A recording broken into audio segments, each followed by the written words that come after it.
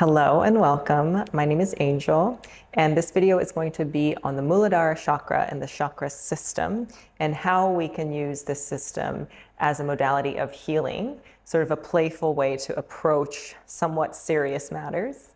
And if this is your first video with me, welcome. I grew up in a fundamentalist Christian cult, and coming out of that, I was looking for a structure that would be helpful to me. I didn't want to go into therapy at the time. I didn't want to join another cult, and I also had to release Christianity. So that left me a little bit in limbo for a while. And then I started teaching yoga and I started studying yoga. And through that, I found the chakra system, which talked about these different energetic centers in the body that related to your energetic well-being. And as I learned about it, it became a really easy and playful path for me to understand and walk. So I wanted to offer a walk through it for any of those of you that are looking for options for a new way forward. So we'll get started. So the chakra system originated in India over 4,000 years ago and was introduced to the West around the 1920s by a man named Arthur Avalon, which, what a great name. But he brought it over through his book, The Serpent Power. And chakra just means a wheel or a spinning wheel or disc. And to understand it, you need to know right, left, and center. And that's the easiest way to think about it. So if you think of yourself as an energetic system, there's you, who you are, your personality. And then there are mosquitoes. There are masculine and feminine energies, or solar and lunar, or excessive, deficient. You have a central channel, which is the Sushumna Nadi. It's your basic middle channel. And then you have masculine and feminine energies, and they snake up the channel like this. So if you think of the caduceus, the symbol of the rod with snakes coming up for the medical community use it a lot. You can think of it that way. So there's a center channel, and then there's the masculine, feminine energies that snake up across the channel. Everywhere that these energies cross, there is a chakra. So the chakra is in charge of something. For example, the first chakra is in charge of safety. The second chakra is in charge of creativity. The third, action, etc. And in order to have these chakras neither be deficient or excessive, but to have them in balance so the energy can continue to travel up. That is the goal. So the goal is a balanced chakra that is able to maintain masculine and feminine energies in a balanced place that the energy can flow through and the energy travels up the spine. In the Kundalini philosophy, there is a serpent that sits at the base of your spine, and you try to move it up, and it does this stance, it does this snake up. And once it gets to the top, everything is cleared, and then you, as your full embodied energetic self, can inhabit the temple of your body. So it's a whole thing. It's very fun. I am teaching the system of 7 chakras. There are different systems that teach many different things. This is the one that I have found to be very useful. And it has to do with having 7 chakras. So there are 3 lower. From your belly button on down, there are 3. And then you have the heart, and then you have 3 upper, throat, third eye, and crown. So there's sort of 3 bunched at the bottom, and there's 3 bunched at the top, and the heart is in between. The lower chakras, which are physically closer to earth, relate to the practical aspects of life, like survival, movement, and action. These are governed by physical and social laws. The upper chakras, on the other hand, represent the mental and symbolic realms, and these work through sort of words and images and concepts. Each chakra, or energy center, corresponds to a place. It has a sound, it has a color, it has a symbol, and a classical element. In this video, we're working with the first chakra. So the element of the first chakra is earth, and it has to do with grounding. It's associated with the first year of your life. And the first chakra's core issue is survival. Chakra 1, its Sanskrit name is Muladhara, meaning root. This chakra governs survival, self-preservation, and has to do with identity and your right to be here. The themes include stability, grounding, physical health, the relationship that you have to your body, prosperity, and trust. The element again is earth, And the developmental stage is from inception to 12 months, the time when your physical body is actually forming. The demon of the first chakra is fear. The color is red. The sound is lam, L-A-M. The need is to feel safe, to be here, to take up space, to own things, and the right to exist without apology. When the root chakra is not functioning properly, just like if your legs or your feet are not working properly, the rest of your body is affected. So if the root chakra is deficient or not in balance, then there might be overactivity in the upper chakras because these try to take over and dominate and sort of ignore the needs of the basic chakras. So for example, you might recognize a personality type that is very heady or spiritual, but doesn't have a place to live. Let's jump into what it looks like if you have a blocked or deficient chakra. So it's like it's not flowing. If this is you, you may experience insecurity of all kinds, financial, emotional, spiritual, or physical. You may not know where to put your love. You may feel anxious and have a lack of self-worth and be very fearful. You might experience poor concentration and disconnection from your body. You might have a weak or underdeveloped physical form, disinterest in grooming or relating to your physical needs, like disinterest in any form of exercise or moving your body. You might be prone to fantasizing and again floating upward into the mind or the spirit because the upper chakras will compensate for the lower chakras. You might be very thin or very overweight. You might feel restless a lot and overwhelmed by basic routine. The core wound of a deficient chakra personality is I don't belong. You might feel like you don't belong anywhere. You might feel very anxious, very heady and unstructured. So you might think a lot about your social interactions and replay them in your head and think, did I do good? Did I perform well? Was it okay that I acted that way? The traits are that there's constant anxiety or fear, especially around survival, belonging, money, and safety. There's difficulty sticking to routines or committing to the physical world. So also difficulty sticking to a routine around food or staying in one place or sticking to a financial structure. You may neglect your body or view it as an inconvenient or have trouble completing tasks or creating structure.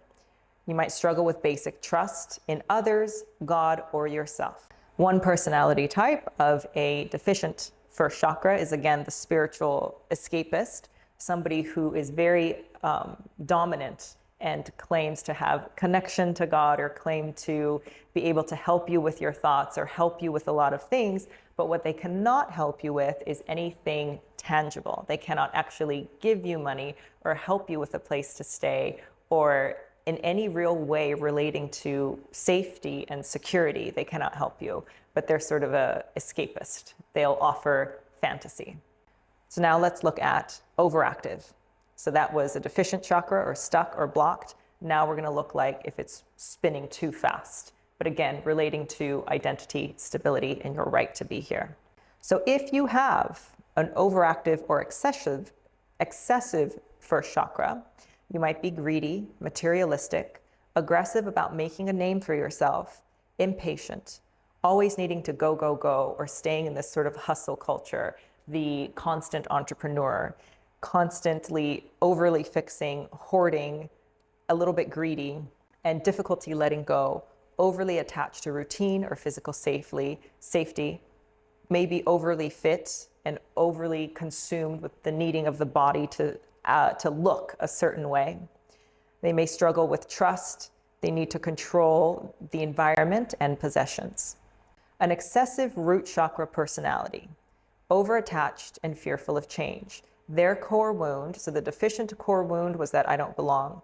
This overactive core wound is I'm not safe unless I control everything. Their typical vibe is that they are very stubborn, they're very risk averse or hyper materialistic. They're obsessed with stability, structure, and control. They may hoard resources, information, or people. So it's sort of the personality type that doesn't want you to be friends with their friends. They may be very resistant to change or spontaneity and tend towards rigidity in thinking. They may be a black and white thinker, since that offers the illusion of safety. They may overeat, overspend, or overwork to maintain a sense of control.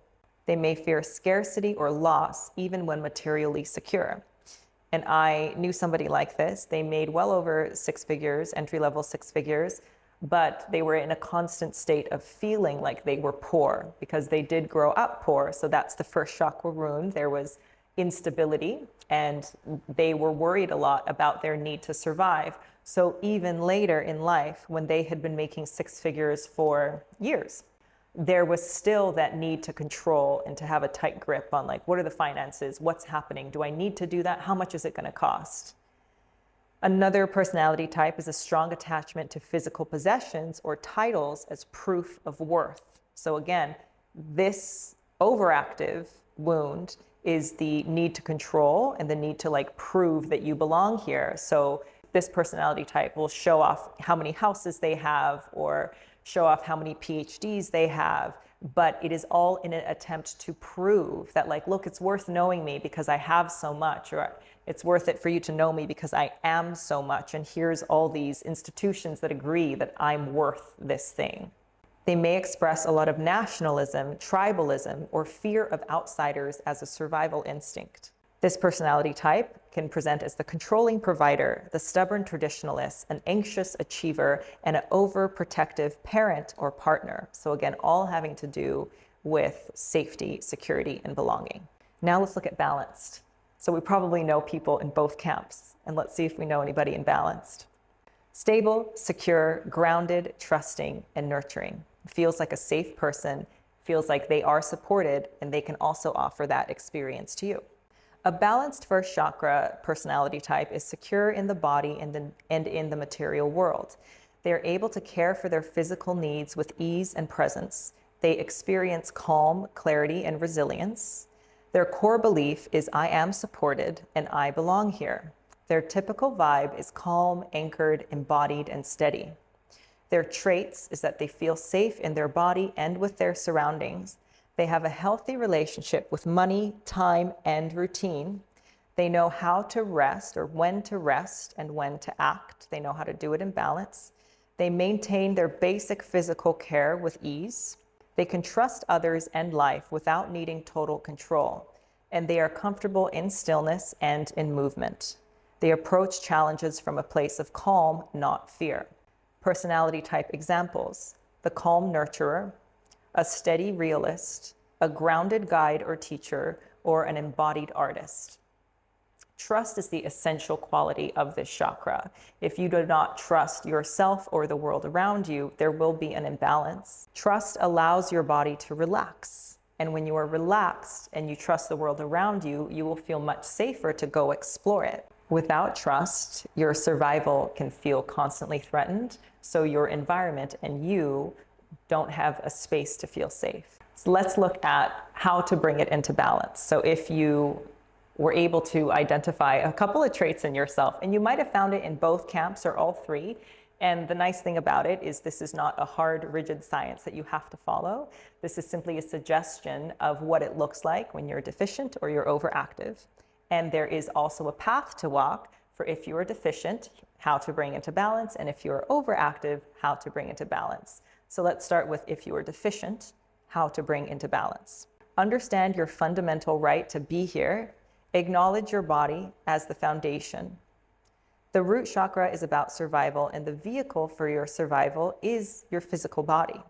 We need to learn how to honor the body. Without a strong root, we will be stuck cycling through the same basic struggles over and over. So to bring the root chakra into balance from a deficient place, you reconnect with, number one, your right to be here, and number two, with your body. If you were deficient, start a routine where you challenge yourself to move, to physically move. Wake up your legs and feet, move your spine, walk a lot. Reclaim your physical space, either clean it out or own it in some way, maybe put a picture up, something. Eat grounding foods and follow a rhythm. Affirm your right to exist, your right to have, and your right to take up space. And because the core wound was I don't belong, affirm your right to belong. Affirm your right to be here. You belong, you matter. Ground yourself and connect with the earth.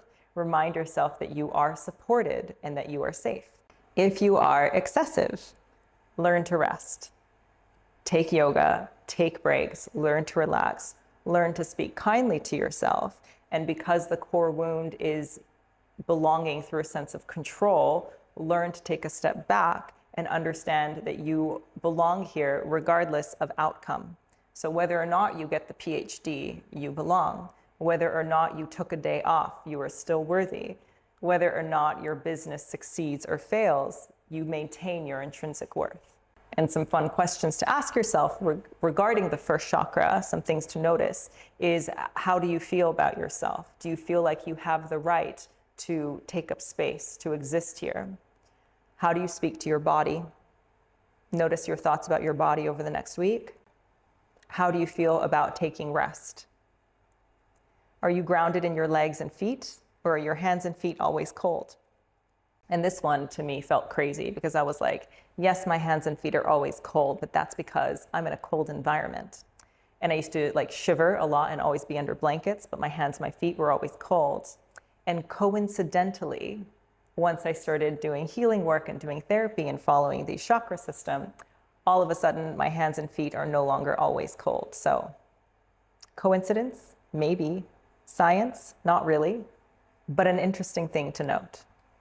Another question to ask yourself is, do you believe that the world or God will meet your need? Do you believe that you are allowed to exist in space regardless of the amount of success that you have?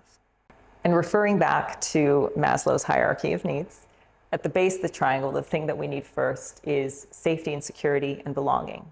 And this system also starts like that. Base of it, the first thing we need is belonging and safety. So hopefully this was a fun little introductory video into the chakra system. Obviously, this is not a super in-depth dive.